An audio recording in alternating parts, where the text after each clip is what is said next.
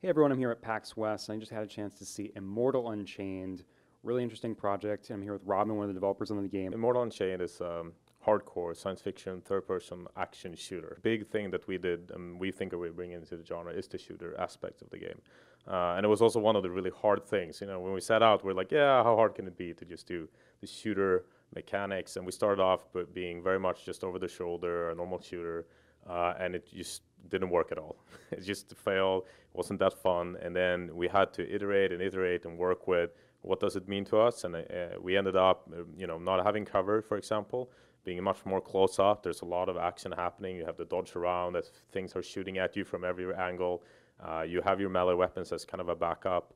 And you kind of have to, it's still very tactical, so you have to think about the resources you have, because even shooting drains your stamina, for example. Going down to zero means you're now out of options. So you can't just keep shooting and expect everything to just go down. You have to like choose your moments, but also the locations as where you're shooting. You can take off the arm of an enemy, and if they have a sword in that arm or a weapon in that arm, they might not be able to use it. Or there might be coming a guy running at you really fast, and you shoot him in the leg so that he slows down.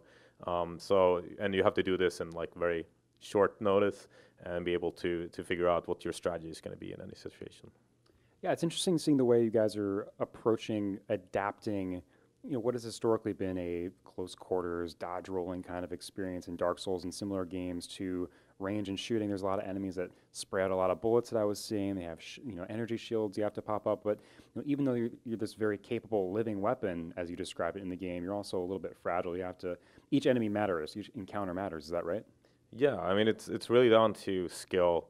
As you go through the level, like if you see this area we played through to show you, it takes an experience. We took in experienced Souls players, for example, just to test it out. And for me, it can take about 10 minutes to play through, 15 minutes. Who's played the game 1,000 times, and for them it takes a minimum an hour usually. At an average. And so it's all about learning that level, learning that situation, and mastering it. Tell me more about who you are in this world. You describe the main character as a living weapon.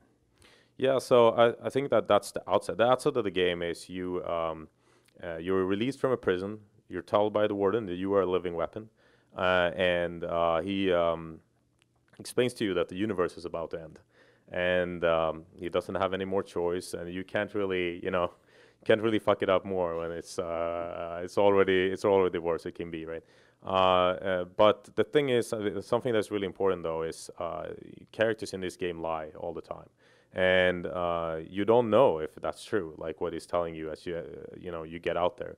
It's just what you're being told, and you have to figure out if what the initial basically story that you think is the truth as you go through the game.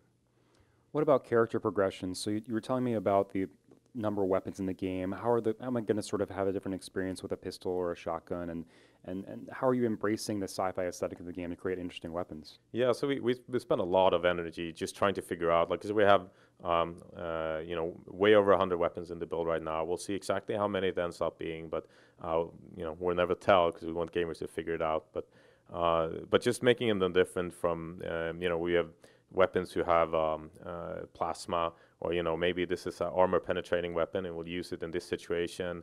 The spread is bigger, or, you shoot very heavy attacks, or it has a special ability like a grenade launcher or even acid spray. So there's many different ways that the weapons works, and give you a unique feel to them. So if someone's looking at this game from a distance, or they see a trailer maybe, and they say, "Okay, it's Dark Souls but a shooter," what would you tell them to say that it's more than that? And it's much actually different from that in some key ways. I think one aspect is also our science fiction universe, which we spend quite a lot of time building. I mean, we have a full-time writer who only works with creating the universe, and only 10% of that will be in the game of what he wrote. We wrote the backstory, the timeline, how everything fits together, so that eventually, if we are successful, we're gonna be able to keep working on it. And then, of course, I think that the weapon is quite an interesting part of this game. I haven't personally played any game like it, and that's why it took so long for us to even figure out how to make it fun, because it makes it quite unique with the distances and how enemies work in any given situation when you have the firearms. Well, it's nice to see an original take on this genre. Robin, thanks for talking with us. When are we going to get to play Immortal Unchained? So first half of next year. We won't say yet exactly what date. All right, we'll look forward to it. Thanks again. Thank you very much.